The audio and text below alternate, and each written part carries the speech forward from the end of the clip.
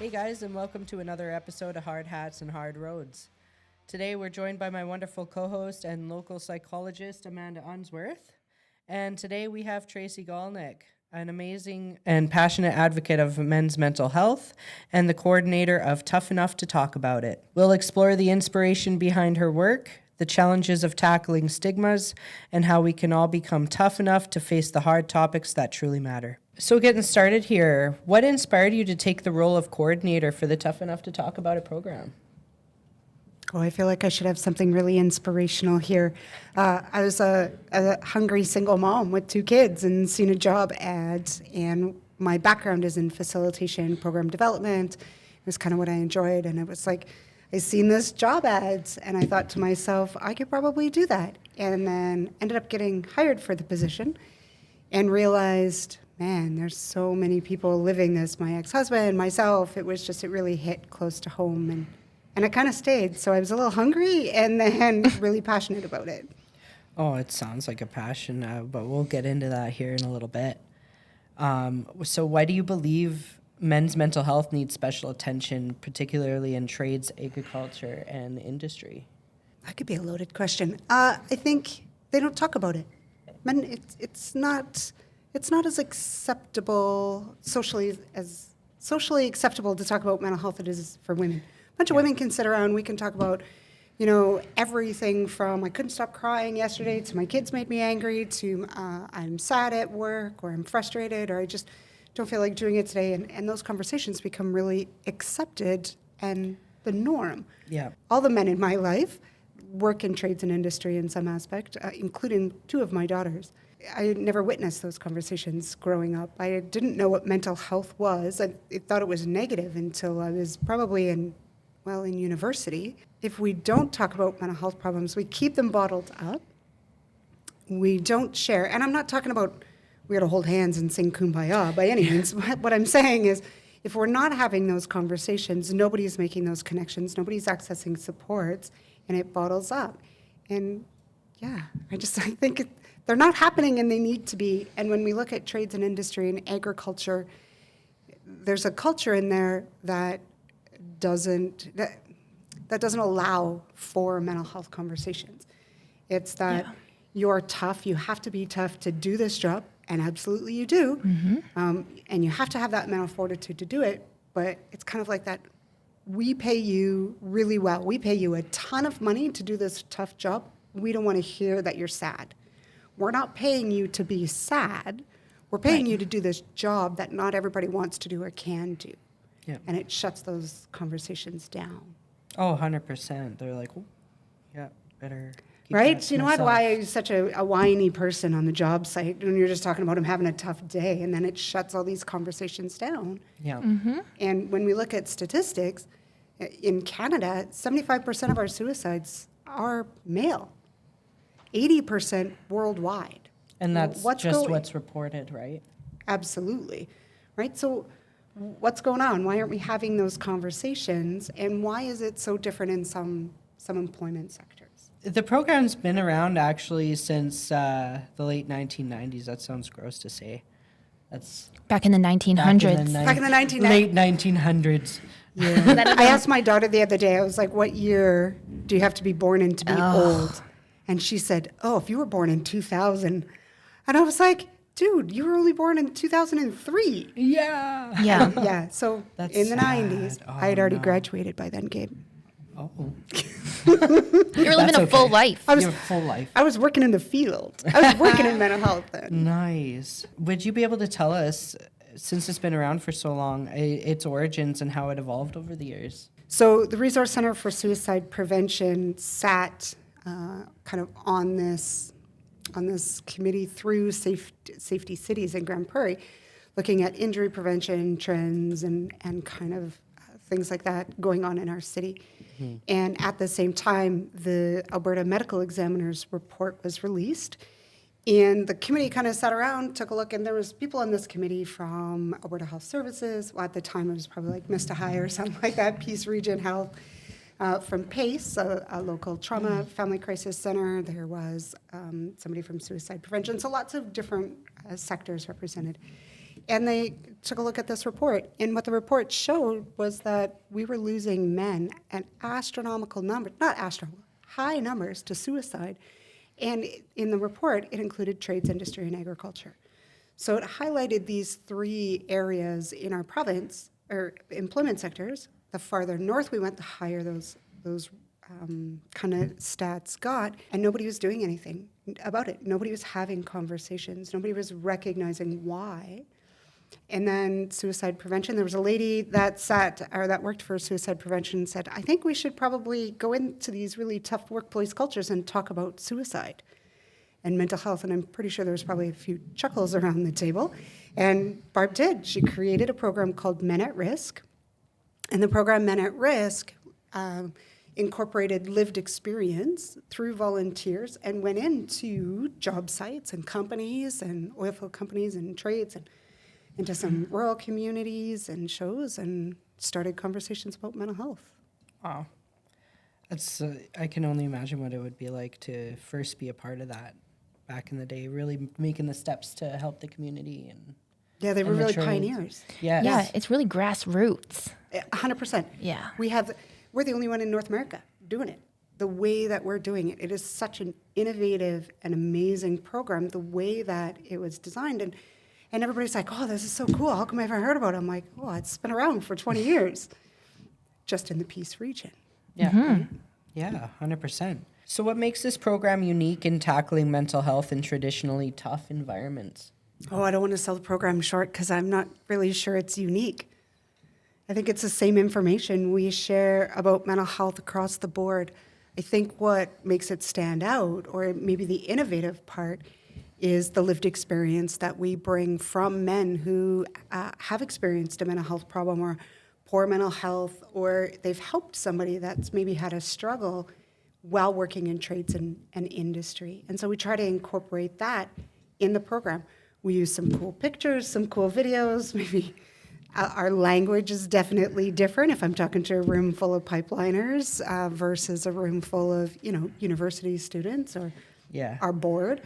But we found a way to connect with people to get that buy-in. We get that buy-in by having individuals share with us, or not with us, but with the participants, that they've been there.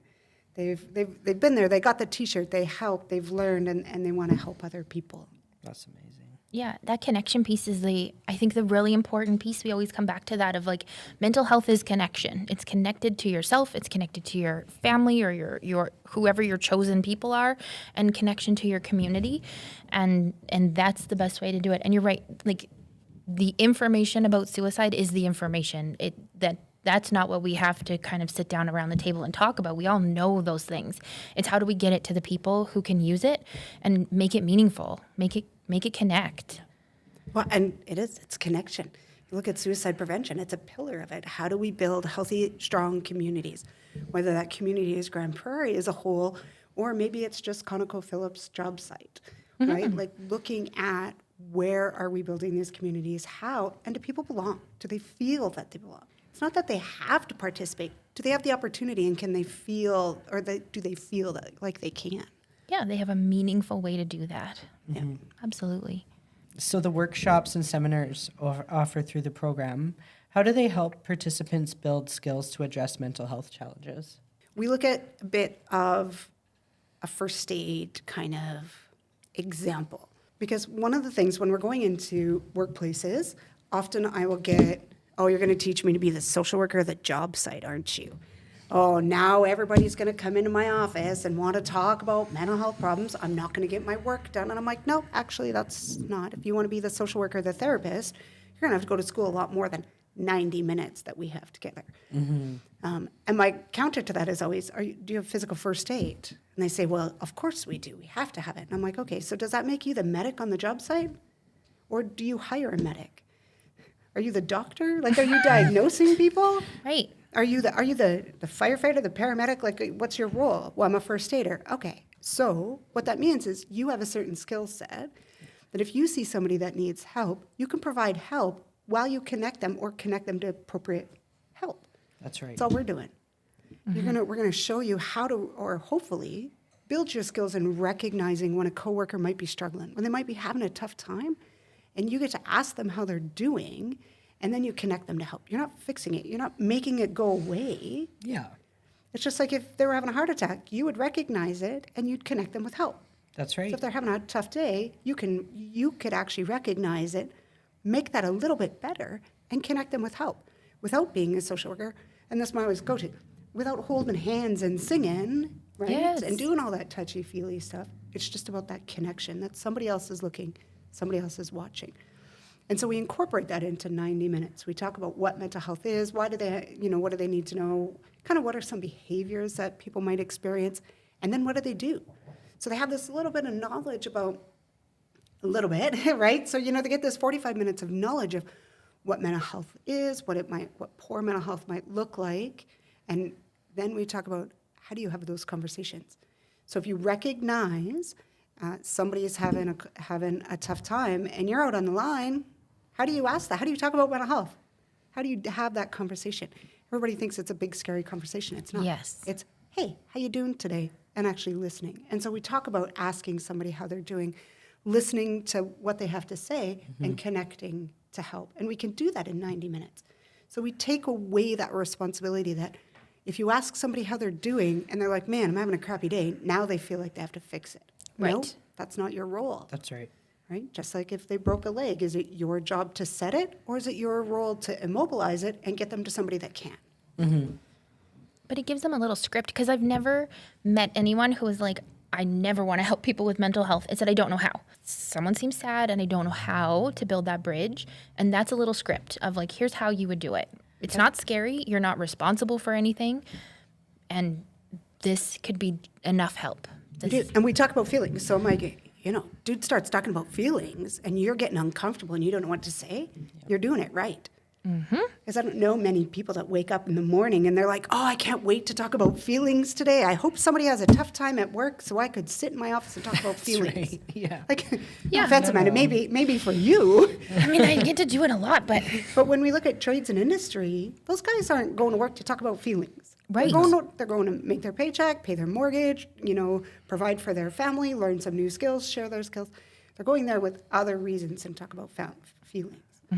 And so it's the same thing. If somebody needs help and you don't know what to say, it's okay to say, I have no idea what to say. Man, you're going through a lot. Thank you for being so brave and sharing. I don't know what to do, but let's figure it out. That's all it is. But I think people need permission. They need to know it's okay to have those conversations, especially in those environments where it's been shunned and squashed and not talked about. and where a feeling could be a pathology. I always like when I worked in the schools or I worked in places where they would be like, oh my goodness, this person's dealing with a thing. We better get mental health. And it's like, well, no, people deal with things. Life happens to everyone, and feelings are not pathological. We can have them. Yeah. And as long as we have support and connection, we can get through things. I actually really like the way that you said that, because we were having this conversation earlier about, when people are like, oh, I can't have that conversation. It just brings up bad memories. I'm like, that's healthy. That's a healthy response, right? It's okay to be uncomfortable. In fact, we want to be uncomfortable. That's how we learn. That's how we build to an extent, Absolutely. right? But I think what's happened is we have this environment where it's not okay to have the feels, and it's not okay to be, offended by something, and it's not okay to be sad for more than 2 days. But you know what? If I told my daughter, you fail a test and you're sad for 2 days, that's a healthy response. I want you to experience that so that when something happens again, you can work through that and you have the skills. But what we talk about is, when do we step in? Yes. Right? So if it's 2 days and they're working through it, that's great. Is it impacting their life? Is it impacting safety concerns? Right? Have they changed? Are they different from how they usually are? So are they showing up late? Are they not coming out and having a smoke at smoke break? Are they really quiet in the truck on the way back from the job site, right? Is their work suffering or not doing, are the quality not that great? If we notice those, then maybe that's our opportunity to check in. Like that reminds me of when I was working in the patch, or like I don't work on the patch. I worked with the patch, but It's still in the patch. It's still in the patch. But yeah, no, that's what's up. The quiet rides on the ride back to site, and like, there's where something's going on, but you Yes. just don't have the vocabulary or the confidence to be like, hey, dude, how you doing, right? And it was definitely a stigma to even go ahead and ask those questions for that person or to that person, and so we got to get rid of that. Well, you risk the chance of being ridiculed. Yes. So if you're sitting there and then you want to check in and ask your friend, hey, how are you feeling today? And they're like, why do you care? Oh, we're just going to go for a beer. Like, stop doing all that girly stuff. You know what I mean? Like, and then it shuts those conversations down. Meanwhile, that person might be having a really tough time. We're not going to know unless we ask. That's right. Why do you think psychological harm is still often overlooked compared to physical injuries? And how do you address this in your work? Well, it's because we can't see it. It's invisible. Right? Yeah. invisible. I can, if you've got a broken leg and I see you struggling with the door, I can walk over there and be like, hey, do you need some help? Yeah. Right? Yeah. And then we just go and do it. If somebody is having a tough time, we usually kind of overthink it before we ask. We're like, oh, what if they get mad at me? What if I don't know how to help? What if I say the wrong things? And we think of all these things. So then we don't ask. And then we're like, oh, I don't have the training to do it. Only other people can do it. Yeah. I don't know Gabe that well, so I'm not going to ask Gabe. Maybe Amanda, she's going to be at work the next day. Can you check in? Or she'll notice eventually. And we kind of put it off because, let's be honest, who likes to be uncomfortable, right? Yeah. I don't like it, so I'm going to avoid being uncomfortable. Yeah. And so when we look at psychological harm, A, we don't see it, and B, it's not recognized. Your health and safety programs are legislated. It is mandatory to do certain things, have certain programs, and it is structured and laid out for companies. Psychological health and safety, we're just starting those discussions. It's not, there'll be a time where it will become legislation for companies, Yeah. whether that's 5 years, 10 years, I don't know, but they're going to get there because they're going to realize they need to have psychologically safe workplaces, and that it just benefits companies, right? 100% it does. And when we can connect it to their financial outcomes, that's when ball will get rolling, I think.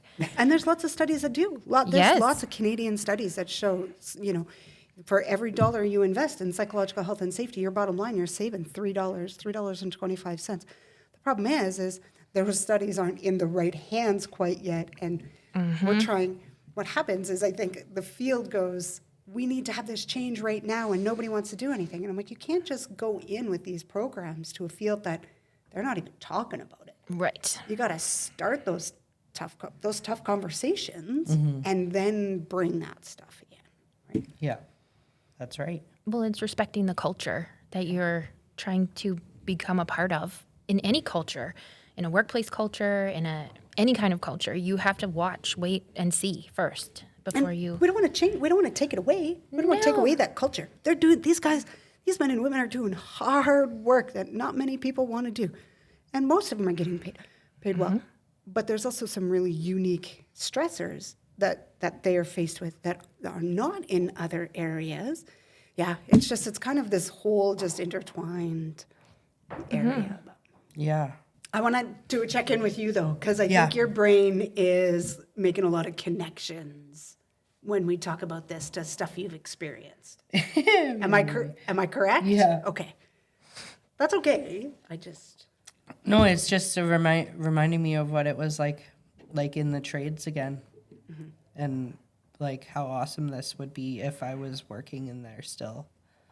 This would be a really awesome program, and if it would be to keep, like, you know, like if I was at work and I seen this program, I'd feel a lot more confident at work, knowing that my coworkers and my bosses were more connected in the mental health world. Do you think it would have been changed maybe some of your perception or experience working in trades? Oh, probably. Yeah. It would probably change a lot of things. And even the vibes between coworkers and everything. If everyone just knew, like no one's going to make fun of me if I have a feeling. Okay, cool. My feelings are safe. They're all sitting there going, we have feelings too, but we just don't talk about it. Yeah, That's the thing. It's like every single person, I'll often get people, oh, who should take Tough Enough? And I'm like, are you breathing? Because if you are breathing, Yeah. Are You're you human. part of humans? and you're impacted by your mental health, That's just right. like you are your physical health. But we're just so good at ignoring it. That stigma, right? That negative belief that follows and those perceptions that follow mental health. Yeah, they're just. Or it's not me right now. It's when this is over. In 2 weeks from now, when this thing is over, then I'll be okay. In 3 months, when I've paid off this other thing, then I'm going to feel okay. And so, yeah, I'm not feeling good right now, but it's not a mental health thing. Once this is over. Okay. But then there's always another thing. There's going to be, always life another continues. thing. Yes. Yeah, I would say life is shady. Like it just throws stuff at you, and you're constantly having to deal with it. And sometimes we can deal with them, and we're rock stars, and our coping skills kick in, and we do great. And then there's other times where it's like, oh man, I Yeah. just need a little bit of help. Well, and I always think of it's like coaching, like tweaking. Like I can kick a soccer ball. Could I kick a soccer ball better? Yeah, probably. And so mental struggle does not mean mental unwellness. Like mental health is a thing we can constantly be doing so that the next time a thing happens, we deal with it better. Kick the soccer ball further. Yeah, where I have a cold or I have the flu. And really, if I have the flu, I need rest, I need relaxation, I need probably some tea, maybe a little hot toddy, whatever you take, right, or whatever you do, and then you get better. But sometimes that flu turns into pneumonia. And then sometimes that pneumonia stays and hangs out and causes problems. Doesn't matter how many hot toddies or how much sleep you're getting, you need medication. Or you need somebody to help, somebody with other knowledge to get through. Doesn't mean you're going to have pneumonia for the rest of your life. Yeah, that's right. It's just a lengthy problem for at the moment that you need to deal with.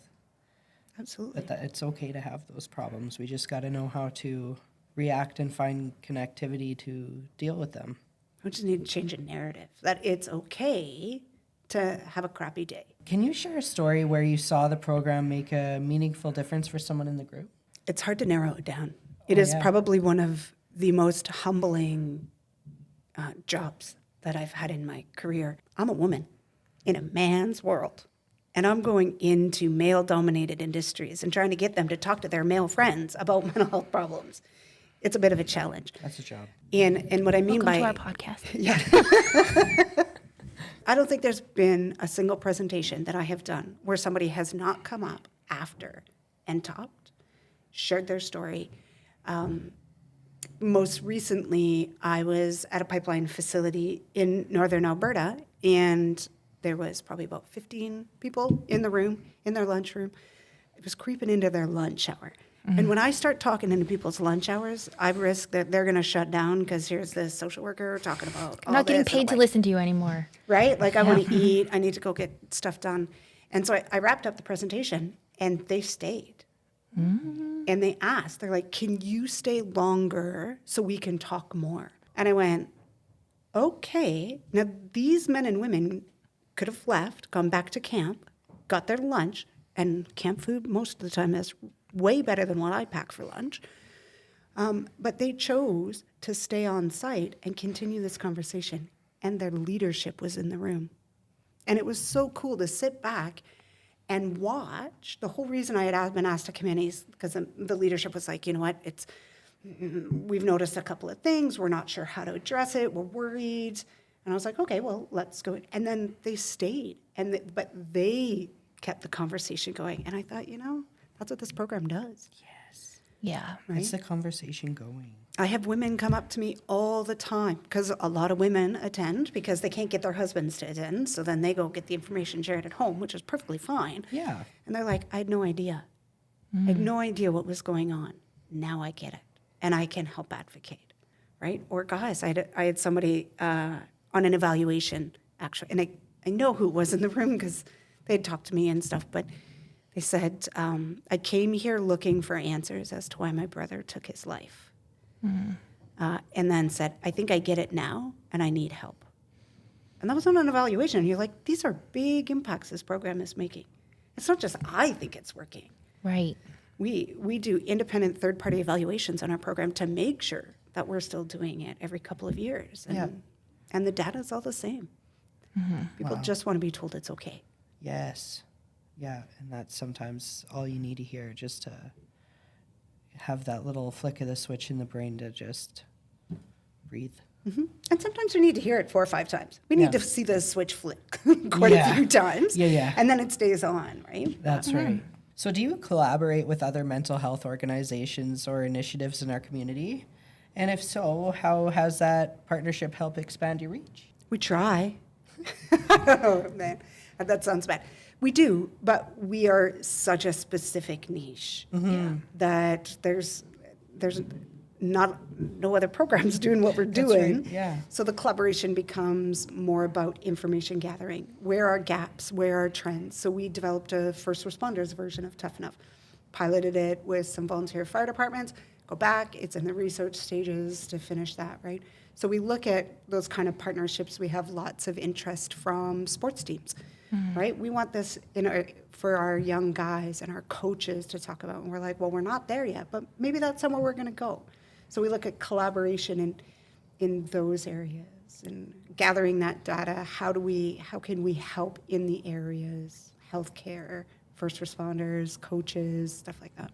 Yeah, I never thought about sports teams. That would be a massive impact, especially because a lot of those kids look up to their coaches too. So if they say something like that, right? And can you imagine the impact on your kids' hockey team if somebody comes in and says it's okay to talk about mental health? yeah, Right? Yeah. So there's so much potential. so much potential. Give them permission when they're young. Yes. Build that foundation. Yeah, but what's cool to hear you talk about too is that it's not the information. Again, what you have to design or tailor or innovate is the how. How do I get in? How do I change the way we're going to connect with this work site compared to how we would connect with a hockey team or a volleyball team or something like that? Like it's how to speak that language and get into those organizations, and it's different. You can't just apply the same thing. Like you couldn't just write it up in a binder and give it to Study this. give it to Vancouver. Yeah. It's not going to work in Vancouver the same way it works here. It's a different kind of culture. So we expanded last year. Then, yeah, you mentioned that. And, so we have a train the trainer program, and we oversee other trainers, and we licensed internationally, and we've had this exponential growth in this little program from Grand Prairie. Our big area, Midland, Texas. Yes. So we have 17 facilitators in the U.S., and through New Mexico, Oklahoma, North Dakota, and the majority of them in the Texas region, working in the oil field down there. Wow. And we work with other companies too. So, sorry, you had asked about the collaboration. We're the only one doing it the way we're doing it in this space. There are other programs that are doing similar stuff that we partner with. So we're not just the answer. So we look at how are we not duplicating services. So if there's another program in Canada and they're doing it this way, are we duplicating that, or are we feeling a different need? So we do collaborate in that way as well. How do you think mental health awareness in trades and industry has shifted over the years, and where do you see it going in the future? Well, I look at our numbers. So the numbers that they would post, back in 1999, where they talked to 46 people. Last year we spoke to 1,700. Yeah. Right? So, and we don't promote, we don't advertise, we don't market. Everything is word of mouth. So, that information is getting out there. I'm not going to say many positive things about COVID-19 in my entire life, but I will say what COVID-19 did for Tough Enough was we grew because everything was shut down. You couldn't do in-person presentations, and we had this little bubble in the Peace Country, and that's where we did our presentations. During the lockdown, we went, how can we still help? Because everybody's still experiencing mental health problems, and now there's no service or very limited services in some areas. Yeah. And so we developed a virtual presentation. And this was the challenge. Can we talk to men in their trucks in the oil field about mental health and actually listen? Turns out we can, and we can do it very well. And what happened was Tough Enough went from the Peace region to everybody wanted a piece of it. Yeah. Right? And you're like, oh, we did not plan for this uncontrolled growth and these opportunities. So now we need to take a step back because we have this beautiful opportunity where everybody's like, how did we not know about you guys? I'm like, well, I just had to hang out in the Peace region where it's at, man. Like that's where all the good things grow in Grand Prairie, right? Like, and so that's how we expanded. So I think those conversations, that awareness, people are more likely to talk about it. People are more likely to look for programs, for information. People are starting to realize, you know what? It's not our equipment that is our best asset. It's our people. And how do we keep our people healthy? How do we retain our people? How do we keep our talent with us instead of our talent going somewhere else? How do we make more money? Well, that's the end of it, right? Got to get our truck service. Might as well get our brain service too. Absolutely. Companies have beautiful, great, robust maintenance plans, and they put their trucks and their equipment on programs to make sure the oil change, make sure all the light bulbs or whatever, dash lights or whatever the trucks are working. I drive a car or Jeep, but we don't do that for our staff. But yet our equipment doesn't run without healthy staff, and healthy staff are safe staff. So it's all, like I said before, It's a trickle-down effect. Yeah. Yeah. Except for it's a growing up effect, which I think is really cool. It's that grassroots piece. But even just facilitator training is really cool because those facilitators are going to take it into their communities. Like it's going to spread like a nice little grass fire. Well, we do it with companies. So it's actually the men teaching the men. Right? Beautiful. I think out of all, so I think right now we have 17 facilitators in the lower 48. So lower 48 U.S. And I'm going to say 3 are female. Nice. Yeah, so it's the guys working in the company, teaching the guys in the company. Interesting. That's who they're listening to. They're not going to listen to me. They're going to listen to you way better than they're going to listen to me in there, right? Mm-hmm. Oh, I think you do a wonderful job, though, Tracy. Especially, Thank you, Gabe. Well, yeah. Listen to that story you just told about everyone staying after and wanting to hear you talk. Oh, man, I cried when I got into my vehicle, just like the girl I am. I was like, oh, my heart was so full. Yeah, that would be so powerful. Yeah. So what advice would you like to give individuals who might feel hesitant to speak up about their mental health struggles? Be brave. It takes bravery and courage to speak up. Oh, it makes me teary-eyed because it does. Those are the brave people. And I'm not saying there's no bravery in working through something by yourself. There's incredible bravery in that. But sharing and opening the door for other people to share, I think most people, when we experience a mental health struggle, or we experience a decline in our mental health, we lose that hope and optimism that things can change. And we think it's always going to be like this, and that we're alone, and that nobody understands, nobody's been through it. And not by minimizing, but other people have. They've been there, they've walked there, they've survived. We need those people talking about it so we can help the people who are feeling really isolated. Yeah. Yeah, we need to break that stigma. We need people like Gabe starting conversations. Starting conversations. And that's what this podcast is all about, is like someone to hear a story or listen to a program or listen to a story about a program and maybe get help, or maybe it will save their life. And that's all I care about. I don't care about numbers or views or shares or likes or nothing. I just want someone to get help. And that if it's more than one, then lovely. I just love spreading the positive message. And even if it's a negative story, or not that a story is negative, it's just it's tough. Mm-hmm. And it's hard to talk about. People are coming on this podcast and talking about their stories for everyone to hear. And some of those people are people that don't talk to even their friends, but they just want to share and have someone relate. I really think this program is powerful and we need to spread the word about it. So I'm really happy you came on. Can I just take you with me to everywhere I go and speak, and you could be like my little cheerleader? Oh, yeah. I love that, is that just, you know, you're familiar with the program and you are passionate about it. And it's catchy, I think. Yeah. Thank you, Gabe. Oh, anytime. If someone wanted to get involved or support Tough Enough to talk about it, how can they connect with you? Don't call my office because I don't know how to work my phone. Because it's a internet digital phone, but also don't tell anybody I work with that I don't know how to use my phone. Maybe I just doubted myself on my phone. But email definitely is Tough Enough. So TOUGHENOUGH @SP, like suicide prevention -RC resourcecenter.ca, or they could just go to toughenough2talk.org. Well, I really appreciate all your input and all your information and your kind words today, Tracy. Your insights remind us how important it is to break the silence around mental health. And thank you for sharing your story and passion with us. And for our listeners, if anyone is in need of immediate assistance, please call 911. And if you need to talk to someone, 988 is an amazing resource as well. Never be ashamed to want to speak. You will be brave if you do. Thanks for watching on this episode of Hard Hats and Hard Roads.